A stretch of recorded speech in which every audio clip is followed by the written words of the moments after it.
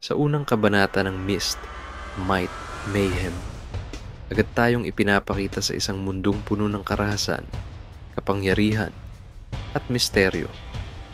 Dito natin nakilala si Jae-yong, isang kilalang mamamatay tao na tinatawag na Slaughtering Scythe Demon. Sa unang larawan, ipinakita ang bangkay ng kanyang lolo, nakahandusay at tila pinutol ang katawan. Ngunit kahit iyon ang huling natitirang pamilya ni Jong, hindi man lang tumulo ang luha niya. Wala siyang naramdamang lungkot. Dito nagsimula ang madilim na pagbabago ni Jae-yong at kalaunan, ito rin ang nagdala sa kanya sa bilangguan. Kinasusuklaman siya ng mga tao dahil sa sunod-sunod niyang pagpatay. Isang araw, habang nakakulong siya, nakita siya ni Escort Gam na noon ay may hinahanap na isang partikular na tao. Sa sobrang galit ng mga tao kay Jong, pinagbabato siya ng mga ito. Doon unang nasilayan ni Gam ang tunay na itsura ni Jong, dahilan upang agad siyang umalis at puntahan ito sa bilangguan.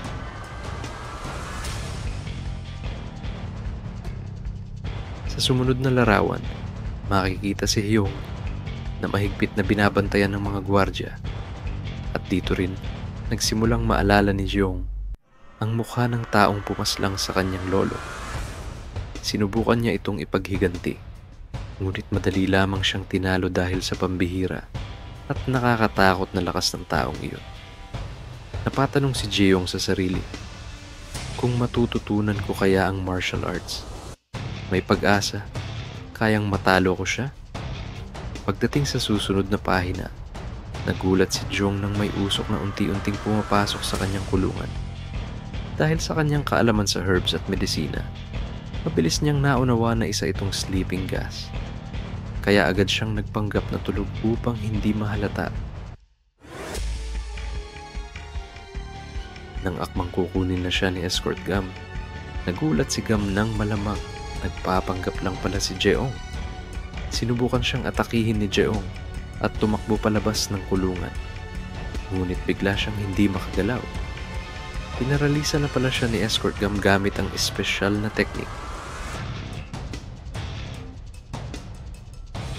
Sa sandaling iyon, may lalaking lumitaw sa likod ni Gam.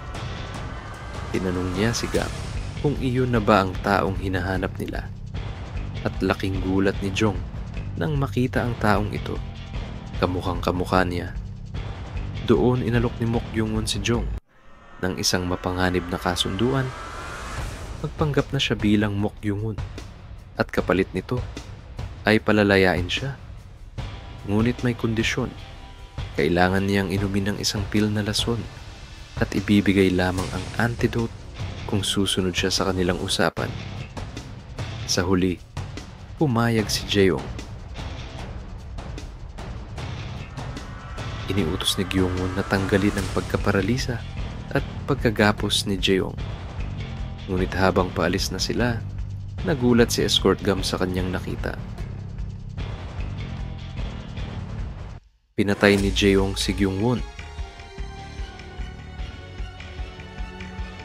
At sa malamig na tinig sinabi niya, patay na ang peking Gyung-won. Ako na ngayon ang totoong Mok Yung-won. Nagtatapos ang chapter 1 sa pagyakap ni Jong sa kanyang bagong pagkakakilanlan. Pero hindi doon nagtatapos ang panganib. Dahil ang kanyang nakaraan ay parang aninong patuloy na sumusunod. Magagawa ba niyang maging tunay na Mok Yung-won? O mabubunyag din ang halimaw na nasa loob niya? Kung nagustuhan mo ang recap na ito, like, subscribe, at i-hit ang bell icon para sa susunod na deep dive sa chapter 2. See you in the abyss.